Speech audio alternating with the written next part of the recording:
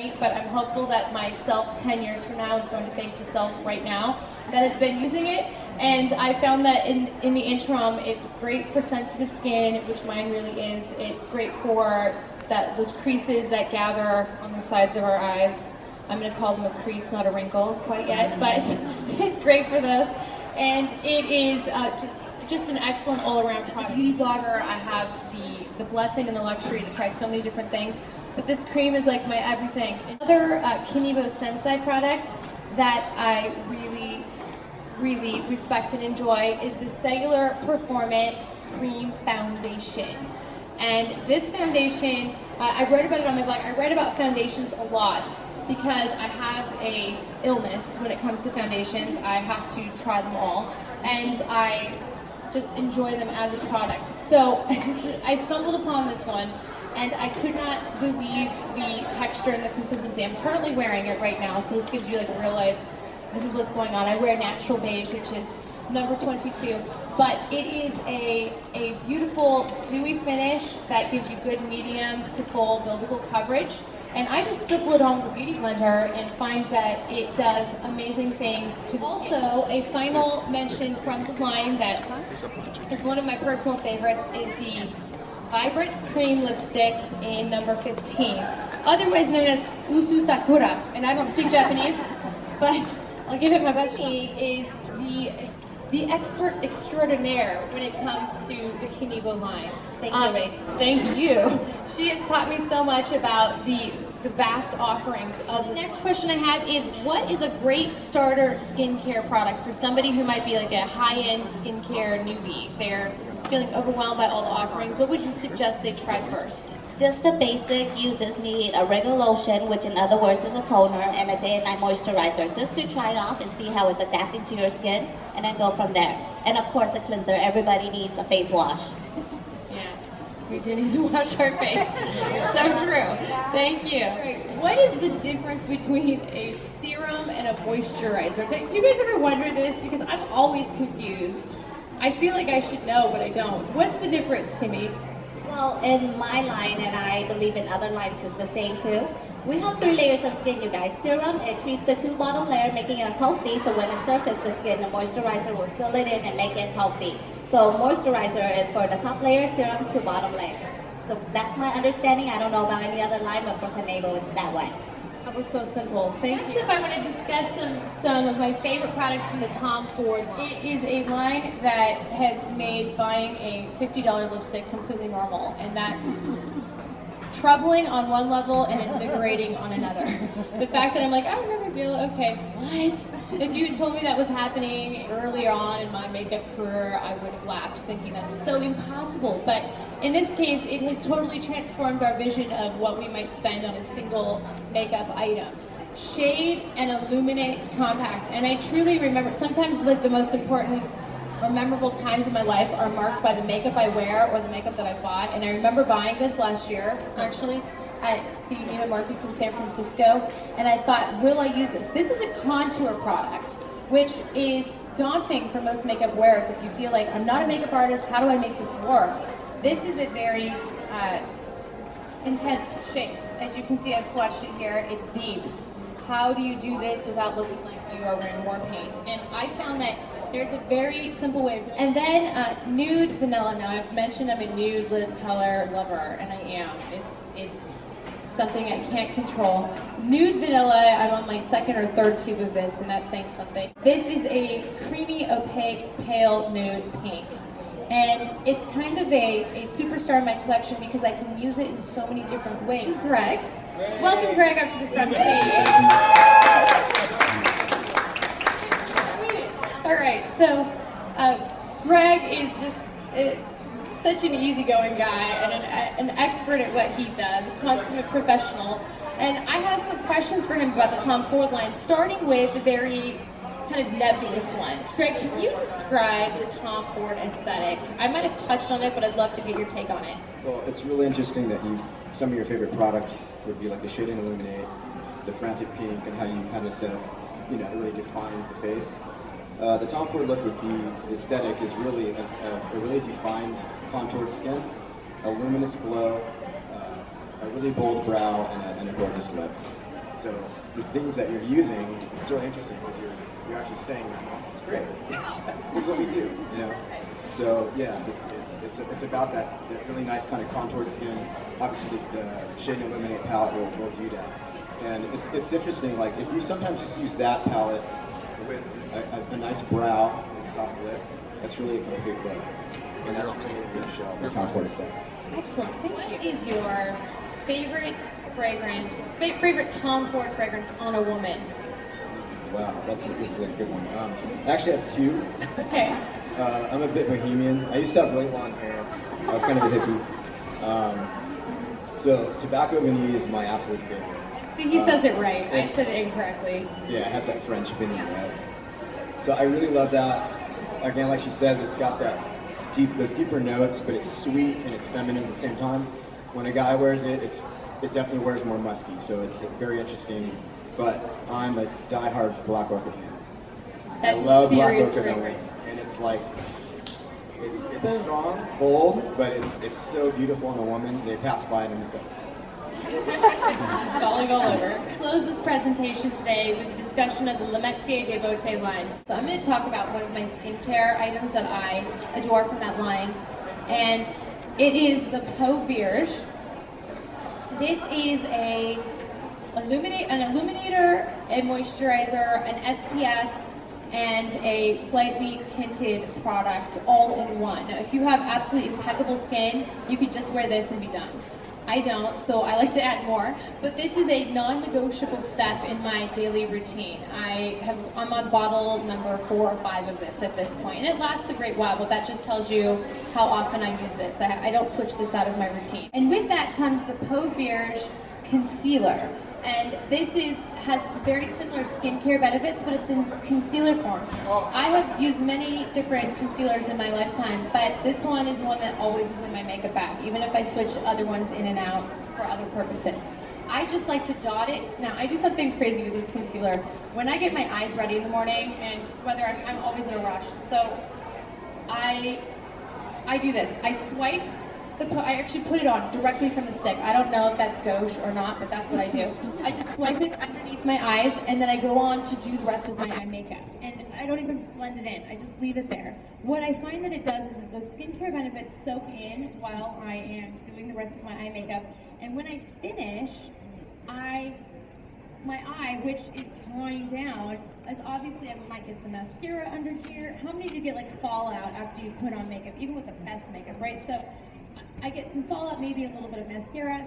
It's okay because it's sitting on top of this swath of Peau Vierge concealer. And then as soon as I know everything is dried and I'm running around the house like a mad woman, then I just tap it into my eyes. It takes care of the fallout, and I just have this beautifully clean under eye area that has been concealed. It's a time saver for me, and I just have to remember to tap it in. It's a little while. Now, I am excited to invite down to the front the Metier Director of Color, and this is on a national and global level, Mr. Mikey Castillo. Please welcome him. So, Mikey and I met. Good afternoon, everybody. This is Mikey. He's a delight. Mikey and I met last year. Would you say, like, we've known each other at least a year. We met in Decades ago. At this point, it feels like decades in all the best possible ways. He is just so, you're so enchanting on so many levels, and I've told you this. You know this is how I feel. I effortless. He just emanates joy.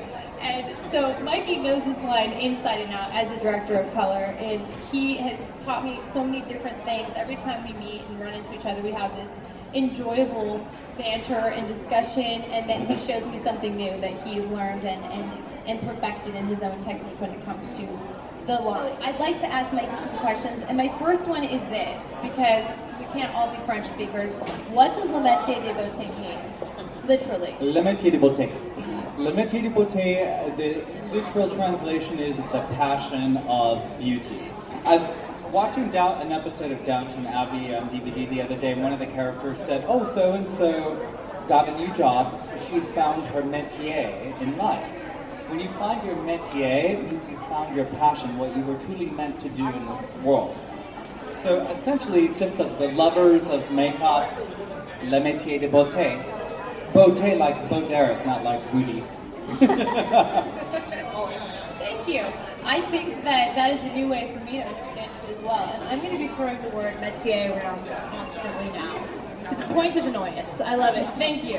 All right. You've definitely found your Metier. I hope so. I feel like I have. I have to say, I know one director of color in my life, and that is you. So I need to know, what are the official duties of a director of color for Color Line? Essentially, I have all the creative burden. I create the collections.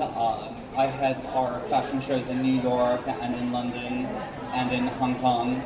I get to break down color theory, how it translates to the consumer. I write the fantasy and the copy. I collaborate with designers like most recently Oscar de la Renta, Zach Posen, and it's really interesting how different people interpret color and make it fit into the season.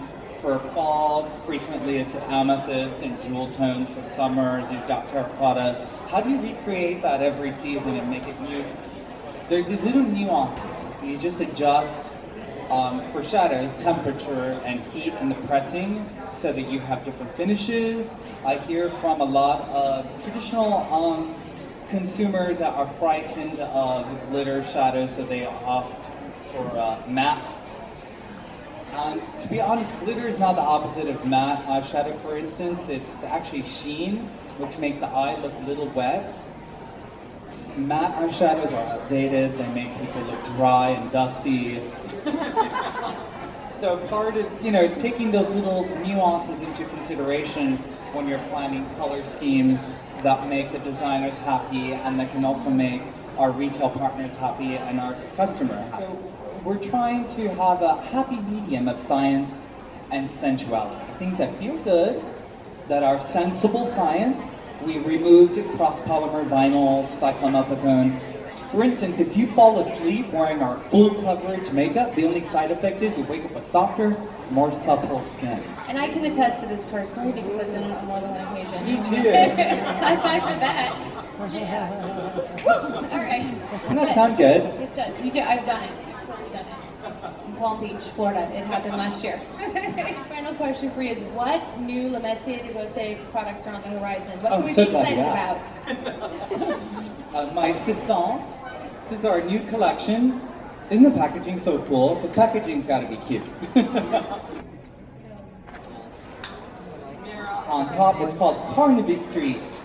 The inspiration obviously being the Melrose of London, which is Carnaby Street, particularly in the swinging 60s.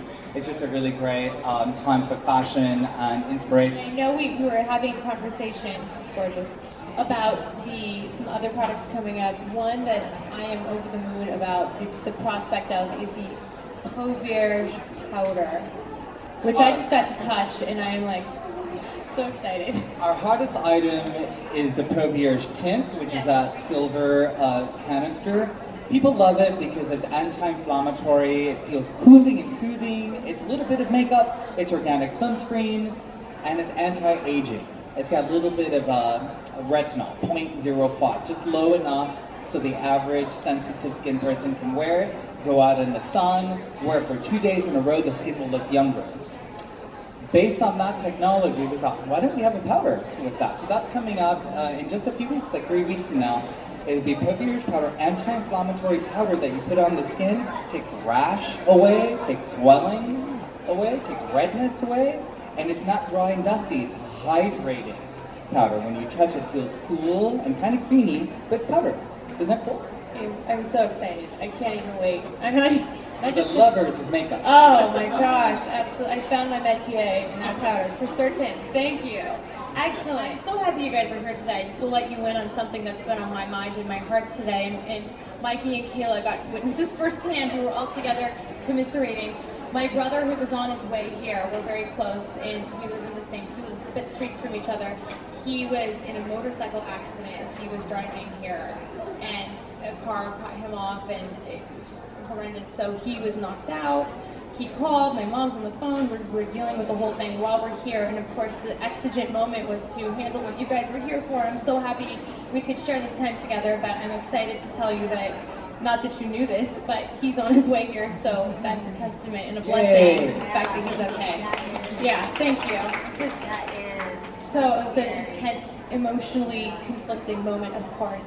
I am just so thrilled, not only with your presence here, but with the expertise of Mikey and of Greg and of Kimmy to share their thoughts and their knowledge endlessly on the products that I love, and I hope that some of you will come to love as well.